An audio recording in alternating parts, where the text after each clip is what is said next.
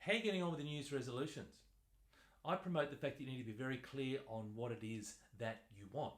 You need to visualize what it is that you want. You need to be very clear on what it is that you want. And the clearer you can be on what it is that you want, the easier it's going to be for you to be able to know if you're on or off track to actually achieving it. And so, because I promote the fact that you need to be clear on what you want, that's the single biggest question that I get asked. Well, Tony, how can I actually be clear on what it is that I want? I'm just not sure. I'm so confused. And so what I thought I'd do today with this video is just take you through quickly how you can get clear on what it is that you want. So the first thing I do with my clients is we work through 8 key categories. Now, you don't have to go through all 8. It depends on where you're at, and I'll touch on that in a moment. But you may select only a couple of these, maybe even one of these, to get some momentum. But I'll take you through the 8 key areas. The first one's around career and business. Do you want a new job? Do you want a promotion? Do you want to start a business, grow a business, whatever? What are your goals around career and business? The next one's around wealth. From a financial point of view, what sort of monies do you want to acquire in 2019? What investments would you like to buy? What shares would you like to purchase? What are your goals around wealth? Do you want to do something with your set up a self-managed super fund? Fun. It's important we have fun, it's important we have adventure, it's important we have good times. And so what are the things around fun and adventure that you'd like to be doing? Would you like to be riding motorbikes or doing skydiving? Would you like to be going on an overseas holiday? Perhaps a trek, perhaps going back to America, going to Europe, whatever it might be. What are the things that you want to do that are fun and adventurous in 2019? Health and wellness. What do you want to do in that regard? Without health and wellness, then none of this matters. And so it's important to focus on your health and your wellness. And typically that's the key resolution or key goal at this time of year, normally around losing weight, and normally because we've had a great Christmas with our family and friends. So in health and wellness, do you want to exercise more, a particular weight target, eat better, stop snacking, not eat ice cream, eat more fruit and veggies, whatever it might be. Relationships. What do you want to do with your relationships for those loved ones in 2019? Do you want to spend more time with your kids, more time with your partner? Perhaps make sure you have a date night once a fortnight. Take your kids out for a milkshake, once a week. Whatever it might be. What do you want to do with your relationships? Socially, do you want to go out more, see your friends more, go to a movie more? What are the things that you want to do socially this year? Growth. This is all around education, your own growth, knowledge, doing a course, doing a university, TAFE, reading a book, whatever it might be around knowledge and growth. How do you want to expand yourself mentally in 2019?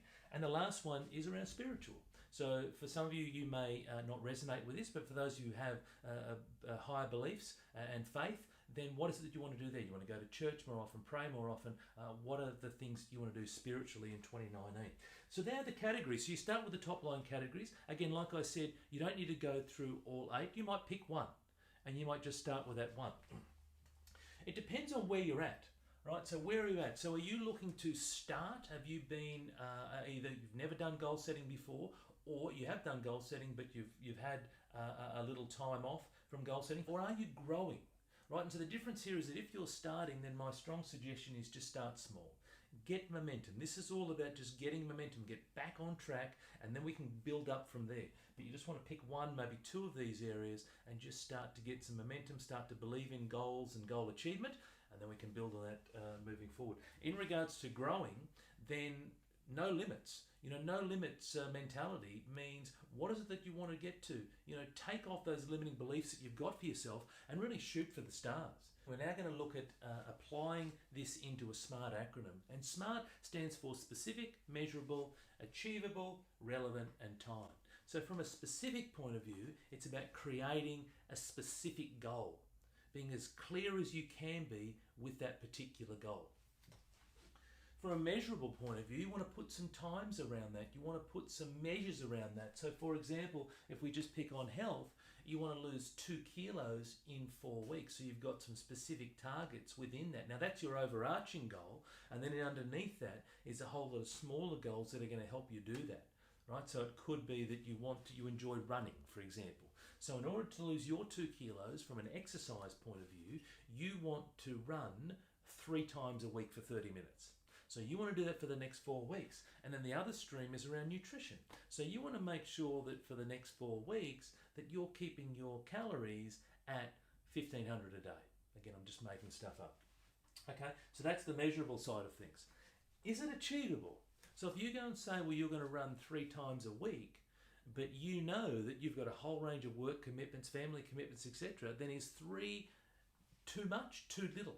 You need to make that decision, because if it's not achievable, then you're going to fall short. And if you fall short, then you're not going to feel good about yourself. So challenge yourself. Is this actually achievable? Is your climate, is your environment set up for success? Relevant. Is this relevant to you? Is this important to you? Does this line up to what your, your overall values for yourself are? I imagine that being healthy and fit is important for most of us. We all want to live a long life. So is it relevant? And is it timed? And so the answer to that is yes, it is, because we talked about doing the 4 weeks. So I've gone through things pretty quickly, but I want you to be clear on what it is that you want for 2019. I don't want you to be one of the statistics who fall short of a New Year's resolution. I want you to be in that 10 to 15%. Let's see if we can grow that to make sure that you are achieving the things that you want to achieve this year. I want this year to be your very best year ever, but it's going to start with you getting very, very clear on what it is that you want.